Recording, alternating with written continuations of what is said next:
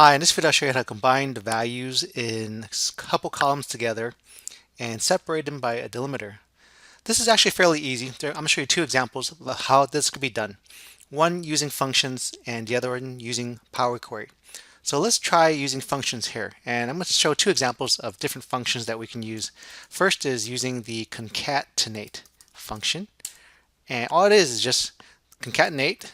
It's that function, double click that. And what we want to do is we want to concatenate this, and we want to have some kind of delimiter. So it could be a semicolon or a dash or a comma. Let's put a dash.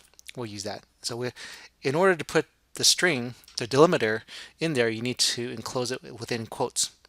And then our next text is going to be our second value of that column. So if I press enter, double click it to auto fit here, you see now we have the combination of values within that column, and it's separated by a dash. Double click that to fill it down. You can see the formula filled down. Another way to do this, if we didn't want to use the concatenate function, is using the ampersand, right? The ampersand is also another concatenating type of function. So all I need to do is type equal, select that value, type the ampersand, and then the dash within quotes, ampersand again, and then the second value, press enter, and we have the same thing.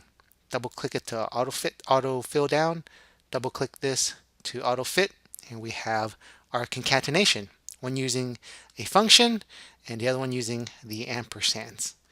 Now if we didn't want to do this, we didn't want to show functions or formulas within the columns, we just wanted to have it done and not show that, we can use Power Query. Go to sheet 2 here, and we have this range, the same range, and all we need to do is go under data, and under data we're going to select from table. What it's going to do is Excel is smart enough to figure out that our range of data here should fit and turn it into a table. The headers are the first row. Click OK, and what it's going to do is it's going to pull it in the Power Query editor. Now with the Power Query editor, all you need to do is just select both columns. I'll press the shift key and then select that column. That one's already selected. We can right click and go merge columns, or go under the add columns tab and select merge columns. Either way, it'll take us there, and it's going to pop up another window asking us if we want to have a separator or a delimiter, and yes we do. The dash is not here. You can do a colon, comma, equal sign, and whatnot, but we can also create a custom one, and the custom one is dash, and I can give the column a new name. I'll just call it item dash region. Click OK, and it's going to create that combination of those columns with our delimiter, our dash there. Go to home, click close and load.